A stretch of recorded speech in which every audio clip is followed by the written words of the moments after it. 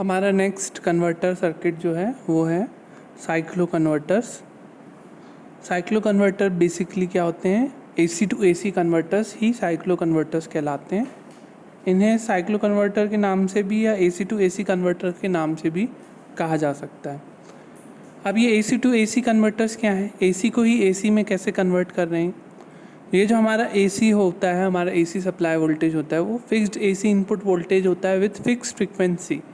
उसको हम variable output AC voltage में विथ वेरिएबल फ्रीक्वेंसी में हम परिवर्तित कर सकते हैं। किसके द्वारा? साइक्लो कन्वर्टर्स सर्किट के द्वारा। साइक्लो कन्वर्टर्स में भी हम जनरली क्या यूज़ करते हैं, थायरिस्टर्स का यूज़ करते हैं, चाहे तो हम पावर ट्रांजिस्टर्स का यूज़ कर सकते हैं। तो इन जनरली साइक्लो कन्वर्टर्स के माध्यम से हम एसी टू एसी कन्वर्जन करते हैं। Fixed AC input voltage with fixed frequency two variable AC output voltage with variable frequency.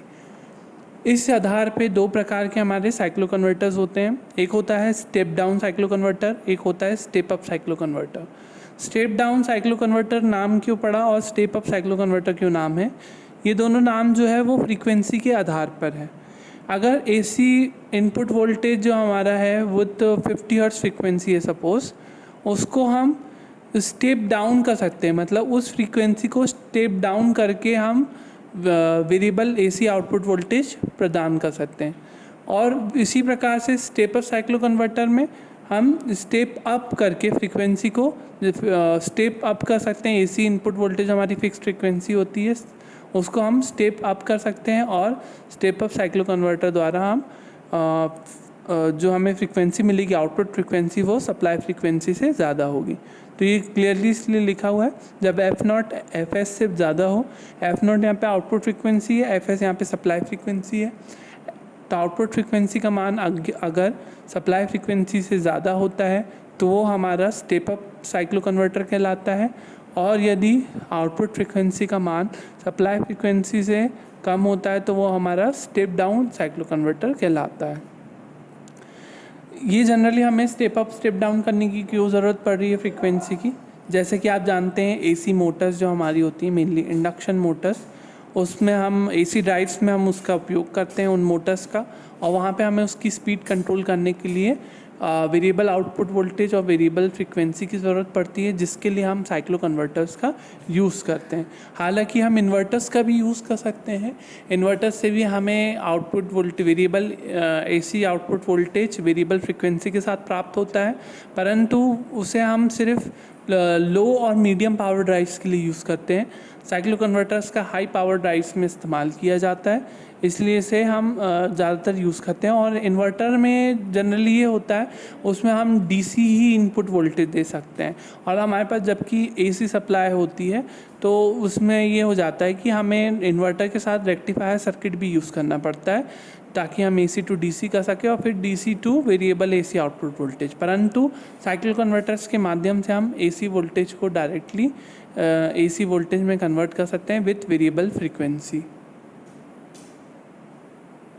तो एप्लीकेशन ऑफ साइक्लो कन्वर्टर्स के आधार पर ही ये स्टेप अप और स्टेप डाउन साइक्लो कन्वर्टर्स का निर्माण किया गया। एप्लीकेशन ऑफ साइक्लो कन्वर्टर्स में हो सकती है हमारी हाई पावर एसी ड्राइव्स जो होती है, जहाँ पे हम एसी मोटर्स का यूज़ करते हैं, उनकी स्पीड कंट्रोल के लिए हम जनरली साइक्लो कन्वर्टर्स का यूज़ करते हैं। और इसके अलावा इंडक्शन हीटिंग में साइक्लो कन्वर्टर्स का यूज़ होता है। स्टैटिक VAR कंपनसेशन में यूज़ होता है। स्टैटिक VAR कंपनसेशन और इंडक्शन हीटिंग हम लास्ट चैप्टर में पढ़ेंगे भी। और इसके साथ वेरिएबल स्पीड अल्टरनेटर में भी इसका यूज़ किया जाता है। वेरिएबल स्पीड अल्टरनेटर के वोल्टेज को कांस्टेंट फ्रीक्वेंसी आउटपुट वोल्टेज में as a power supply use करने के लिए एयरक्राफ्ट और शिप बोर्ड्स में हम यूज़ करने के लिए हम ये जनरली साइक्लो कन्वर्टर्स यूज़ करते हैं, क्योंकि हमें वेरिएबल अल्टरनेटिंग वोल्टेज मिलेगा। तो हम इस प्रकार से बहुत सारी एप्लीकेशंस में इन साइक्लो कन्वर्टर्स सर्किट का यूज़ करते हैं। सिंगल फेस इसके जो टाइप्स होंगे, हमारे टाइप्स हमने पढ़ लिए, स्टेप डाउन और स्टेप अप। इसके आधार पर सिंगल फेस और थ्री फेस के आधार पर भी साइक्लो कन्वर्टर्स होंगे टाइप्स। तो सिंगल फेज साइक्लो कन्वर्टर होगा। Single phase cyclo converter single phase step up cyclo converter भी हो सकता है, single phase step down cyclo converter भी हो सकता है। इसी प्रकार से 3 फेज साइक्लो कन्वर्टर होगा और इसमें भी single phase step up cyclo converter और स्टेप डाउन जो होंगे इसमें भी 2 टाइप्स होंगे। 2 टाइप्स होगा, एक होगा मिड पॉइंट टाइप और एक होगा ब्रिज टाइप। आप जानते हैं ये क्या चीज़ है ना। मिड पॉइंट टाइप हम सेंटर टेप ट्रांसफार्मर का हम इसमें यूज़ करते हैं और ब्रिज टाइप में हमें नंबर ऑफ़ डिवाइसेस अधिक करने पड़ते हैं और उसके साथ हमें नंबर ऑफ़ डिवाइसेस बढ़ाने से ये इस तरह के 2 कॉन्फ़िगरेशन होते हैं, सिंगल फेस में भी और step up, single phase step up में भी और सिंगल फेस स्टेप डाउन में भी।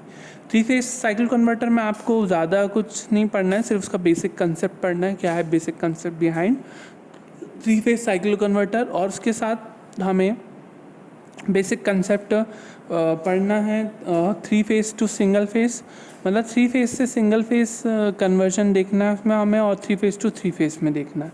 तो ये सर्किट हम आने वाली क्लासेस में देखेंगे। इसके अलावा आप जितने भी कन्वर्टर सर्किट्स हैं, चाहे वो रेक्टिफायर्स हों, इन्वर्टर्स हों, चॉपर्स हों, साइक्लो कन्वर्टर्स हों, इनका एक टैबुलर फॉर्म में एक डायग्राम बना लें और इसके जनरली एप्लीकेशंस क्या क्या हैं उसको टैबुलर फॉर्म में लिख लो तो आपको आसानी होगी।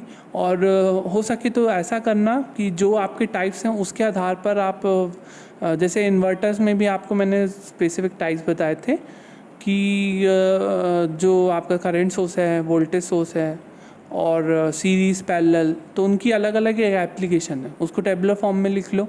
पैरेलल इन्वर्टर की क्या एप्लीकेशन है वो टैबुलर फॉर्म में लिख लो उसको भी। और इसके साथ साथ जो भी आपके इन्वर्टर से सर्किट वो उसकी एप्लीकेशन लिखें। रेक्टिफायर्स में भी सिंगल फेस वाले रेक्टिफायर्स कितने कितने किलोवाट तक के यूज़ करते हैं, कहाँ यूज़ करते हैं, 3 फेस का पॉलीफेज रेक्टिफिकेशन के यूज़ कहाँ होता है और चॉपर्स का यूज़ कहाँ है, साइक्लो कन्वर्टर्स का यूज़ कहाँ है, इसे एक टैबुलर फॉर्म में बनाकर इसकी एप्लीकेशन एक जगह लिख लेंगे आप तो आपको ध्यान रहेगा, क्योंकि एग्ज़ाम में छोटे क्वेश्चंस के रूप में पूछा जा सकता है आपसे। तो इस प्रकार से लिख लें आप।